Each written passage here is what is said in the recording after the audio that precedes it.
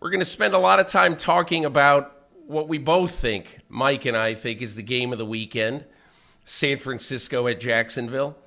And that is a game that, for so many reasons, is vitally important to the San Francisco 49ers. But first, what we usually do on the show on Friday is we dissect the game on Thursday night. And even though this game didn't have the sort of drama and great plays, in fact, there was only one great play, the 79-yard punt return by the Panthers in the first quarter of this game, and everything else was just sort of very meh.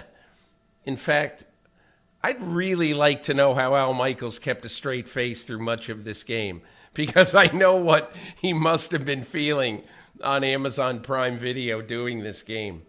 But I think there are two big takeaways, at least from me, about this game. And the first one is that, I'm very interested right now in Tyson Bagent and, in essence, about what his role is with this team going forward. Because I thought he made enough plays and has made enough plays. Look, he had a rough game against the Saints last week. But I think he's made enough plays to deserve a spot on the Bears' 53-man roster going forward. Look, he's inexpensive. He'd be a good backup. Who knows what can happen? He's confident, and he knows what he's doing out there. And also for the Bears, I thought that Montez Sweat, with his 8 pressures in this game, he showed basically that, because everybody is saying, oh my God, Ryan Poles overpaid for Montez Sweat in giving him an extension for, $24-25 million a year for 4 years. And you just say, man, is he really that good of a player? And I think he showed Thursday night that he's got a really good chance to be the keystone of what the Bears have been looking for forever. And that is, in the post-Khalil Mack era, a long-term pass rusher. That's what they have needed almost as much, not quite, as a long-term quarterback. So that is my quick Chicago takeaway.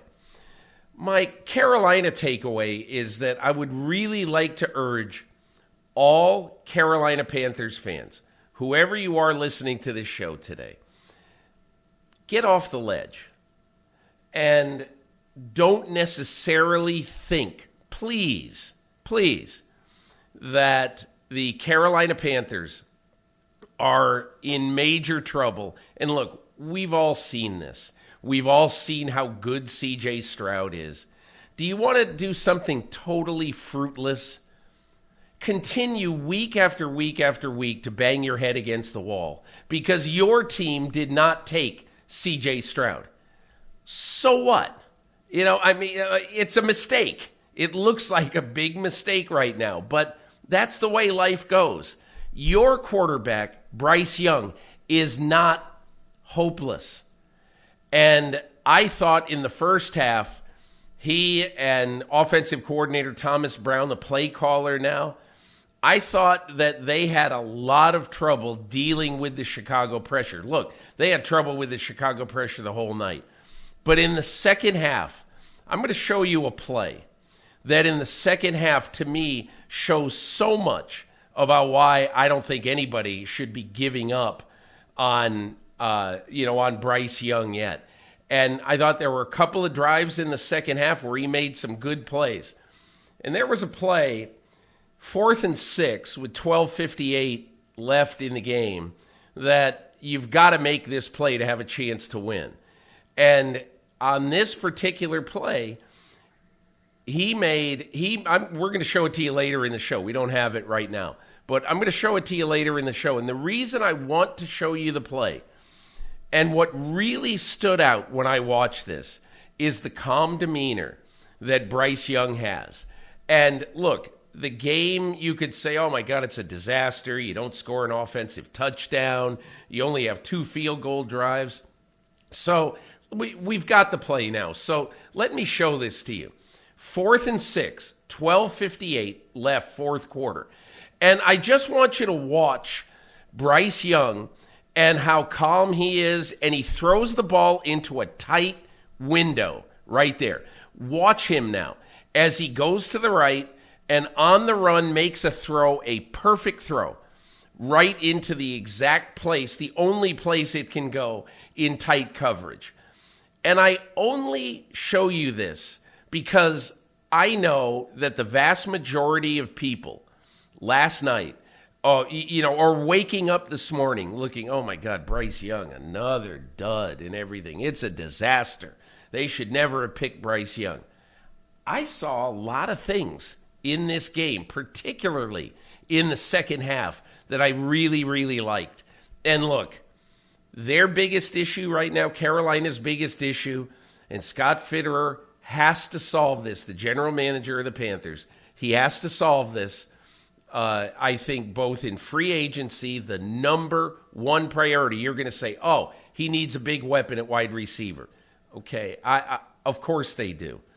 But the biggest thing that Scott Fitterer, the general manager of the Panthers, must do, he's got to fix the offensive line. Because there were so many times in that game last night where I'm watching the game and I say, this reminds me of watching Daniel Jones. Daniel Jones, who through the first 5 games of this season was pressured 82 times. And that's what it was like for Bryce Young in the first half of the game.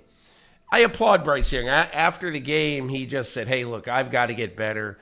It starts with me, all that. It's a cliche, but he understands exactly what he is dealing with right now. I thought Amazon put up a great graphic early in this game. I think Kaylee Hartung talked about it, that Bryce Young, going into this game, has already lost as many games, 7, as he lost in his high school career in Southern California and in his career at Alabama.